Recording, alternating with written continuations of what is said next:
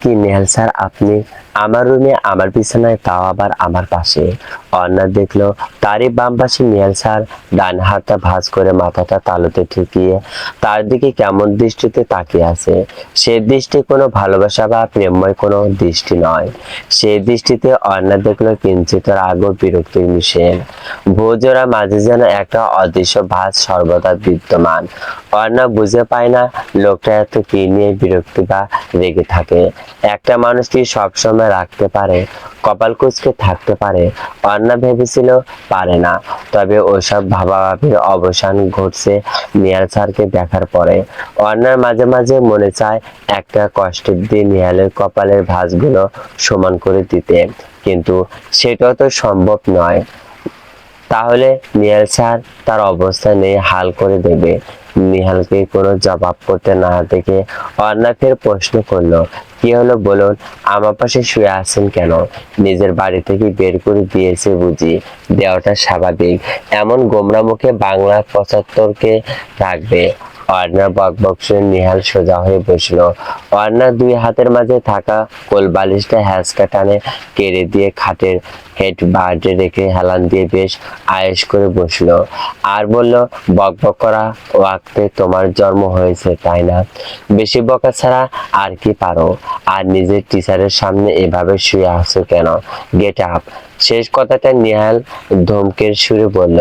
এদিকে নিহালের ধমকে অর্ণা মনে মনে চরম বিরক্তি হলো। তারই ঘরে, তারই বিছানায় বসে তাকে ধমকানো, এ কেমন কথা? কোনো মেয়ে মানুষ মেনে নেবে না, তাই অর্ণা মানবে না। সে কিভাবে শুয়ে থেকে বলল, আমার ঘর, আমার বাড়ি, আমার বিছানা, আমি শুয়ে থাকবো না, গড়াগড়ি খাবো, সেটাই আমার ব্যাপার। আপনি এখানে কেন সেটাই বলেন।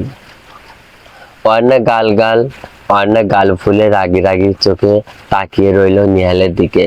নিহাল অর্ণার দিকে এক নজর তাকালো, পরেক্ষণি আবার দৃষ্টি সরিয়ে পাশ থেকে কিছু একটা হাতে তুলে নিল।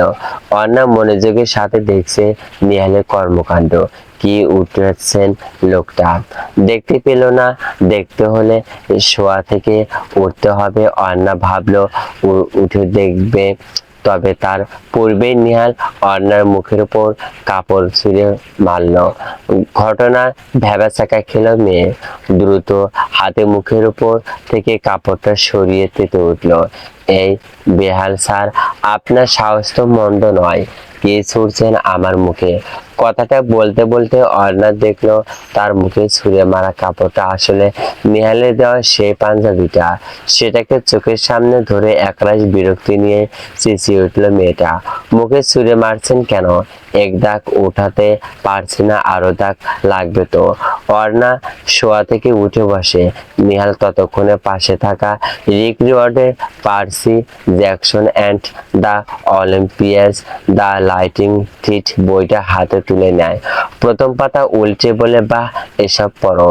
তার মানে তোমার মাথায় গোবরের পরিবর্তে ভালো কিছু আছে? অপমান, ফের অপমান। অর্ণা দুই হাতে পাঞ্জাবিটা চেপে ধরলো, যেন নেহালের গলাটা ওভাবে চেপে ধরেছে। পাঞ্জাবিটার রূপক অর্থে নেহালের গলা ভেবে আরো জোরে চেপে ধরল। সব জায়গায় আপনার একটাই কাজ, আমাকে বকাবকি, না হয় রাগারাগি, আর সেটা না হলে অপমান। আমি পারবো না আপনার পাঞ্জাবি ধুয়ে দিতে। ধরুন আপনার পাঞ্জাবি। এক নিঃশ্বাসে কথাগুলো বলে অর্ণা পাঞ্জাবিটা নিহালের মুখের উপর ছুঁড়ে মারল। সেই সাথে হুড়মুড় করে চেতনার জগতে ফিরে এলো অর্ণা। নিহালের মুখ নয়, চোখের সামনে ভেসে উঠল তার নিজের ঘরের পরিচিত ঝকঝকে সিলিংটা। ফ্যানের ঘুরতে থাকা ব্লেডগুলোর দিকে তাকিয়ে অর্ণা কয়েক মুহূর্ত স্তব্ধ হয়ে রইল। বুকটা তখনও দ্রুত ওঠানামা করছে, হাত দুটো শূন্য প্রসারিত। ধীরে ধীরে প্রসঙ্গে ফিরতে অর্ণা উপলব্ধি করলো, না আছে নিহাল স্যার, না আছে সেই পাঞ্জাবি, পুরোটাই ছিল একটা ধোঁয়াশাপূর্ণ অদ্ভুত স্বপ্ন। নিহাল স্যারের বিরক্তিকর চেহারার সেই রির উপস্থিতি যেন আদৌ বাস্তবে ঘটেনি, বরং স্বপ্নের ঘড়ি। সে এতক্ষণ স্যারের সাথে যুদ্ধ করেছিল ভেবে অর্ণা হাত দিয়ে নিজের কপাল চাপড়ালো। নিজের ওপরই একরাশ মেজাজ খারাপ করে বালিশে মুখ গুজে মনে মনে বিড়বিড় করে, দূর, লোকটা বাস্তবে তো বটেই, এখন স্বপ্নে এসেও আমার ঘুম হারাম করা শুরু করেছে। খেলবো না আমি। স্বপ্নের ঘোরেও লোকটা তাকে যেভাবে জ্বালিয়েছে ভেবেই অর্ণা হাত দুটো আকুল হয়ে মাথার চুলগুলো খামছে ধরল। নিজেকে চরম বোকা মনে হয় একটা দীর্ঘশ্বাস ফেলে সে চিত হয়ে শুয়ে শূন্য তাকে গজগজ করে উঠল। অসহ্য। লোকটা কি প্যারাসাইট এর মতো মাথার ভেতরে ঢুকে বসে আছে নাকি? বাস্তবে শান্তিতে বাঁচতে দেয় না। এখন রাতের ঘুমও স্বপ্নে এসে সারগিরি ফালাচ্ছে। অর্ণা নিজের চুলগুলো টেনে ছাড়তেই চোখ গেল পাশে পড়ে থাকা বালিশটার ওপর। এক মুহূর্তের জন্য থমকে গেল সে। সেখানে একদম অসাবধানে ছড়িয়ে রয়েছে নিহালের সেই ধবধবে সাদা পাঞ্জাবিটা। স্বপ্নের কাল্পনিক ভূতটা যেন আচমকা বাস্তবে এসে রূপ নিল। নিহাল অর্ণা আড়ষ্ট হাতে পাঞ্জাবিটা বুকের কাছে টেনে নিল। কাপড়টা নাকে ঠেকতেই এক তীব্র করা অথচ অদ্ভুত এক মাদকতাময় সুবাসে বুক ভরে গেল তার। নিহালের সেই সিগনেচার পারফিউম এর সুবাস, উগ্র মাস্কুলিন একটা ঘ্রাণ, যা একবার নাকে লাগলে মনে হয় লোকটা যেন আশেপাশে কোথাও গম্ভীর মুখে দাঁড়িয়ে আছে। সুবাসটা নাকে পৌঁছাতেই স্মৃতির পর্দায় এক ঝটকায় পিছু হটল কাল রাতের ঘটনার দিকে। কাল রাত 12টা নাগাদ অর্ণা নিজের ওয়ার্ড্রোব থেকে নিহালের দেওয়া পাঞ্জাবিটা বের করে বিছানায় বসে সেই সাদার উপর হলুদের বাজে দাগটাই খুঁটিয়ে খুঁটিয়ে দেখছিল আর ভাবছিল কিভাবে এই খাঁটি হলুদের জেদি দাগ ওঠাবে। সেই সাথে গুগল করাও শুরু করে, তবে কোনো সমাধান মনপুত হয় না। ভয় পাচ্ছে যদি দাগ ওঠাতে যে আরো বেশি ঘেটে যায়। তখন অর্ণা বিরক্ত হয়ে পাঞ্জাবিটা কোলের উপর ফেলে রেখে নিজের মতো বলে, একটা নতুন পাঞ্জাবি কিনে দিব। এসব আমার দিয়ে হবে না। নিজের মনে কথাটা ভেবে দাগটা পরখ করার সময় কাপড়টা নাকের কাছে আনতেই নিহালের পাঞ্জাবি থেকে পারফিউমের ঘ্রাণটা অর্ণার নাসার অন্তর যেন ধাক্কা মেরেছিল। সেই সাথে তার চেনা জগতে বেশ কয়েকদিন হয়ে যাওয়ায় স্মলটা একটু মিয়ে গিয়েছে। তবে যা এসব তাতেই বোঝা যাচ্ছে পারফিউম কতটা ম্যানুয়ালি। সেই সুবাস নাকে পেতেই নিয়াল স্যারের কড়া শাসন, গম্ভীর কণ্ঠ আর সুঠাম অবয়বটা বড্ড বেশি জীবন্ত হয়ে উঠেছিল অর্ণার মনের ক্যানভাসে। অর্ণা ফোনটা হাতে নিয়ে ভাবলো পারফিউমের ব্যাপারে গুগল করবে, কিন্তু কি গুগল করবে? সে তো আর গুগলকে স্মলটা শুকিয়ে সার্চ করতে পারবে না। সেই ভেবে দীর্ঘশ্বাস ফেলে বলে, গুগল এর উচিত স্মেল সেন্সেল রাখা, তাহলে এখন শুকিয়ে নামটা তো সার্চ করতে পারতাম। দূর, নিজের মতো বকবক করতে করতে নিজের অচেনা অনুভূতি আর পারফিউমের সুবাস বুকে জড়িয়ে ধরে সে কখন সে পাঞ্জাবিটা পাশে নিয়ে ঘুমিয়ে পড়েছিল তা অর্ণা নিজেও টের পায়নি। আর তার খেসারত দিতে হলো আজকের এই বিদঘুটে স্বপ্নটা দেখে। পারফিউমের সুবাসটা এখনো বড্ড তাজা, ঠিক যেন কাল রাতের মতো। অর্ণা শুভ্র পাঞ্জাবির ওই হলুদের দাগটার দিকে তাকিয়ে এক মুহূর্তের জন্য চোখ দুটো বুঝলো, কিন্তু পরক্ষণই নিজেকে এমন অনুভূতির সাগরে ভাসতে দেখে দ্রুত সামনে নিল। পাঞ্জাবিটা পাশে ছুঁড়ে ফেলে দিয়ে গাল ফুলিয়ে গজগজ করে উঠল। ও গায়ে দামি পারফিউম মেখে একদম নবাব সিরাজউদ্দৌলা সেজে থাকা হয়। লোকটার মেজাজ আর পাঞ্জাবি পারফিউম দুটোই উগ্র। দূর, এখন এই সাদার ওপর হলুদ দাগ কিভাবে তুলবো আমি? ভাইয়া আসবো? দরজায় দাঁড়িয়ে থাকা নাবিলের গলা পেয়েও নিহাল সেদিকে তাকালো না। কাছের টেবিল থেকে কিছু কাগজ গুছিয়ে সংক্ষিপ্ত জবাব দিল, ভেতরে আয়। নাবিল ধীরে পায়ে ঘরে ঢুকলো। নেহালের এই ঘরে সে সচরাচর কমই আসে, নিত্যানন্ত প্রয়োজন না পড়লে তো একেবারেই নয়। তবে আজকের আসার পেছনে একটা নির্দিষ্ট কারণ আছে। নিহাল এই ঘর ছেড়ে এবার পাকাপোক্তভাবে বাড়ির 3 তলার নিজের একান্ত ব্যক্তিগত ফ্লোরটায় স্থানান্তরিত হচ্ছে। তার গুরুত্বপূর্ণ জিনিসের বেশি ভাগটাই সেখানে থাকে। তবে এই ঘরটাতেও প্রয়োজনীয় জিনিসের অভাব নেই, কিন্তু অতি জরুরি কাগজপত্র, অফিসের ডায়েরি আর দেওয়ালে টাঙানো কয়েকটা ফ্রেমবন্দি ছবি সে এক জায়গায় গুছিয়ে এনেছে। বিছানার ওপর বেশ কিছু নতুন পুরনো ছবি সুন্দর করে সাজানো দেখে নাবিল বেশ কৌতূহল নিয়ে প্রশ্ন করলো, ভাইয়া হঠাৎ ওপরের ফ্লোরে শিফট করছে যে, এই ঘরের কি কোনো সমস্যা? নাবিলের প্রশ্নে নিহালের ঠোঁটের কোণে হালকা শ্রীমতো এক সিলতে হাসি ফুটে উঠল।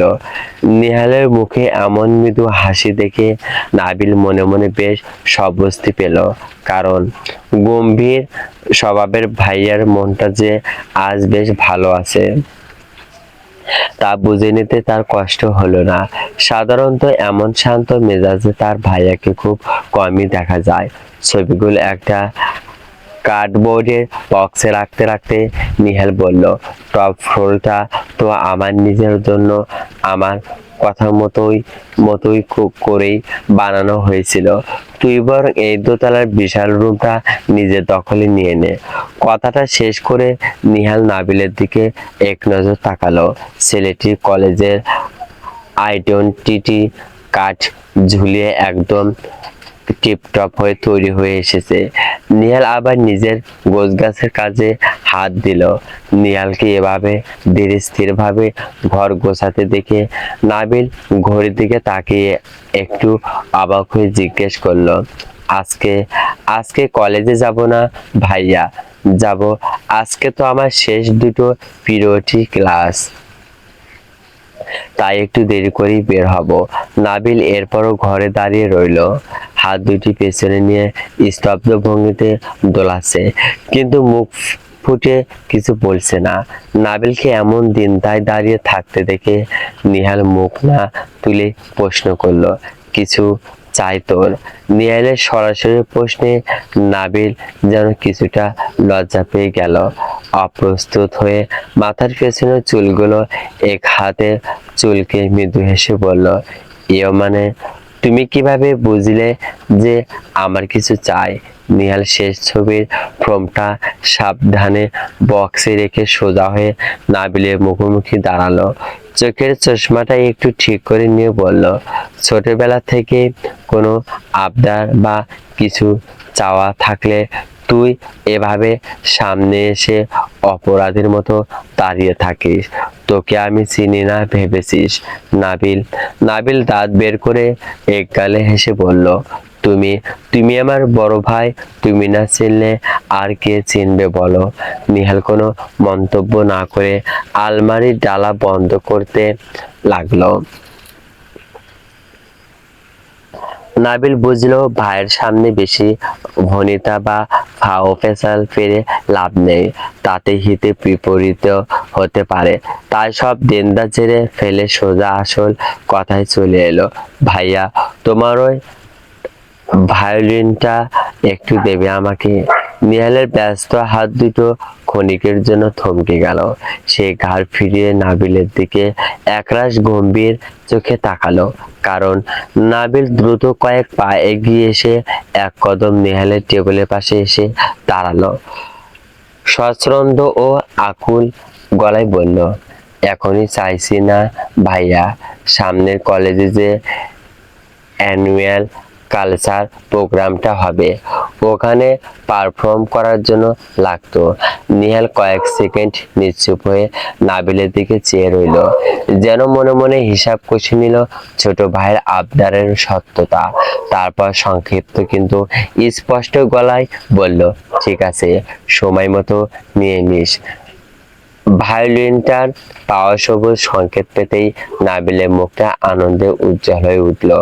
উফুল্ল গলায় বলল, থ্যাঙ্কস ভাইয়া, ইউ আর দ্য বেস্ট।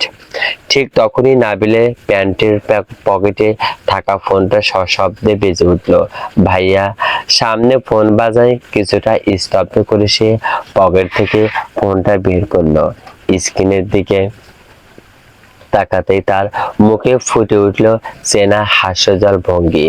কোনো দ্বিমত না করে ওখানে দাঁড়িয়ে কলটা রিসিভ করে একটু উঁচু গলায় চড়িয়ে বলল, হ্যাঁ বল অর্ণা, এত সকালে আবার কি মনে করে ফোন দিলে?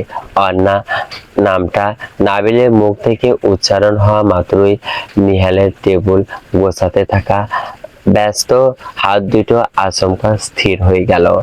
হাতের কাজ চালু রেখেও তার শ্রবণ ইন্দ্রিয় মুহূর্তের মধ্যে তীব্রভাবে সচেতন হয়ে উঠল। নিহাল নাবিলের দিকে তাকালো না, যেন সে নিজের কাছে মগ্ন, অথচ তার পুরো মনোযোগ এখন গিয়ে আটকেছে নাবিলের ফোনের অপর পাশের ওই গলার আওয়াজটার দিকে। ওপাশ থেকে অর্ণা কি যেন বলল। তা শুনে নাবিল ভ্রু কুঁচকে প্রশ্ন করলো, হঠাৎ গিটার নিয়ে যেতে বলছিস কেন? কলেজে তো এমনিতেই ক্লাসে ঝামেলা থাকে, সঙ্গে ওটা বয়ে নিয়ে ঘুরুক নাকি? ফোনের ওপার থেকে অর্ণা চটজলদি কিছু একটা বোঝানোর চেষ্টা করলো। তার স্পষ্ট ও চঞ্চল গলাটা স্পিকার পেরিয়ে ঘরের নীরবতা হালকা এসে ধাক্কা দিল। নাবিল এবার দীর্ঘশ্বাস ফেলে বলল, ও প্রোগ্রাম এর জন্য? আচ্ছা বাবা, বুঝলাম, নিয়ে আসবো, চিন্তা করিস না। রাখলাম। ফোনটা কেটে পকেটে পুরতেই নাবিল খেয়াল করলো নিহাল একদম শান্ত ভঙ্গিতে ফাইলের কাগজ নড়াচড়া করছে। নাবিল স্তব্ধ করে বলল, ভাইয়া তাহলে আমি আসি, কলেজে দেরি হয়ে যাবে। নিহাল চোখ না তুলে ফাইলটা বন্ধ করে টেবিলের এক পাশে রাখলো। তারপর নিচু ও গম্ভীর গলায় বলল, হুম, যা, সাবধানে যাস। দুপুরের সোনালি রোদ তখনও পুরনো কাঠের জানালা ফাঁক গলে ক্লাসরুমের দেওয়ালে এক মেঝেতে এসে ছড়িয়ে পড়েছে। জানালার ওপাশে ব্যস্ত ক্যাম্পাসের কোলাহল, কোথাও শিক্ষার্থীদের হাসির শব্দ, কোথাও করিডোর জুড়ে ছুটে চলা ব্যস্ততা। অথচ তিনতলার ওই কোণের ফাঁকা ক্লাসরুমটায় পা রাখলেই যেন বাইরে কোলাহল পূর্ণ পৃথিবীটা হঠাৎ কয়েক মুহূর্তের জন্য শান্ত হয়ে যায়। টানা 2 পিরিয়ডের ক্লাসের পর মাঝের এই অফ পিরিয়ডটাই যেন ওদের আড্ডার আসল সময়। অর্ণা, নাবিলা, তাদের ছোট্ট বন্ধু মহলটা আজও একজোট হয়েছে সেই পুরনো ক্লাসরুমে।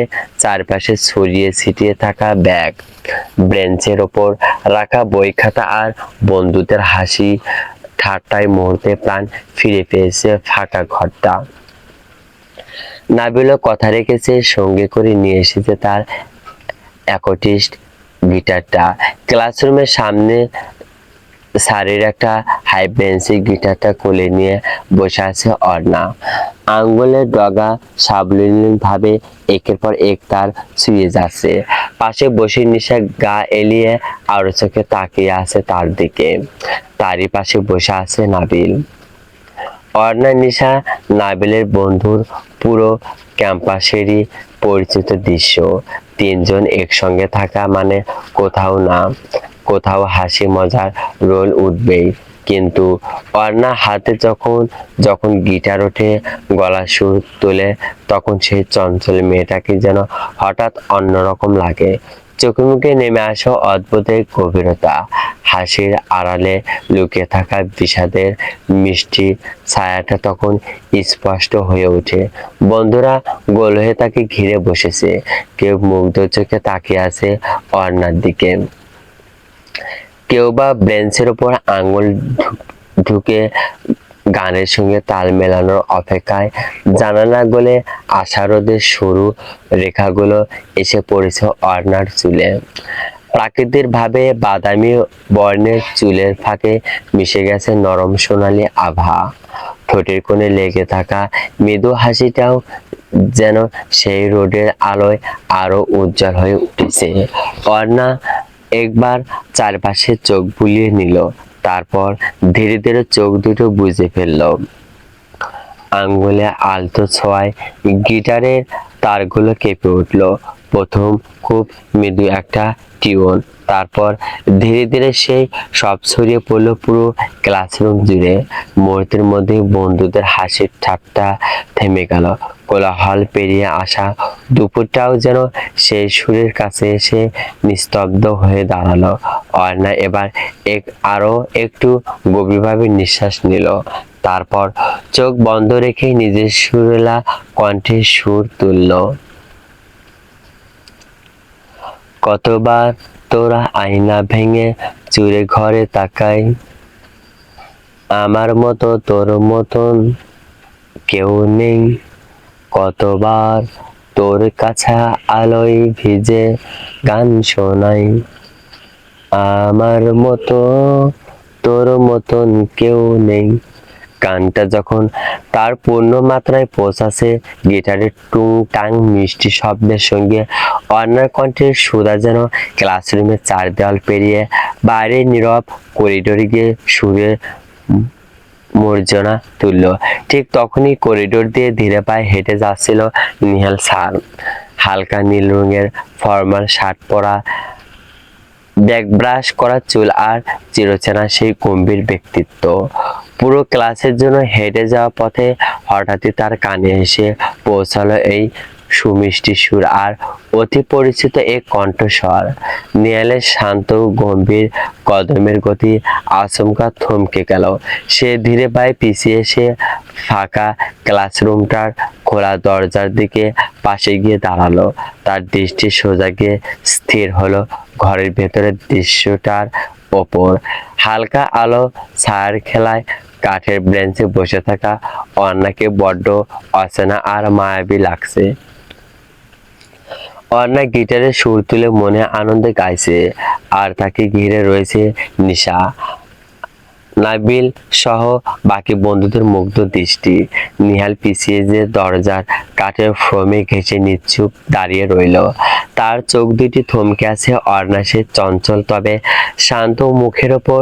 সারাক্ষণ যেন যে মেয়েটা সবসময় ছন্নছাড়া চঞ্চল ভাব নিয়ে ঘোরে, বক বক করে আর মেজাজ খারাপ করায়, সেই মেয়েটার ভেতরে এমন এক স্বর্গীয় সুর আর কোমলতা লুকিয়ে আছে তা যেন নিহালের কল্পনারও বাইরে ছিল। করিডোরে বাতাসে ভেসে বেড়ানো সেই গানের সুর নিহালের ভেতরে এক অজানা দোলা দিয়ে গেল। সে এক চুল পরিমাণ নড়ল না। দূর থেকে নিঃশব্দে শুধু চেয়ে রইল সেই মিষ্টি মেয়েটার দিকে। নিজের মতো অস্ফুট স্বরে বলে উঠল, তোর মতন সত্যি কেউ নেই। পরবর্তী পর্ব পেতে অবশ্যই চ্যানেলটি সাবস্ক্রাইব করবেন, ভিডিওটি শেয়ার করবেন প্লিজ, আর চ্যানেলটি সাবস্ক্রাইব করবেন। পরবর্তী পর্ব পেতে অবশ্যই চ্যানেলটির পাশে থাকবেন, বেল আইকন ক্লিক করে পাশে থাকবেন। Please subscribe to my channel.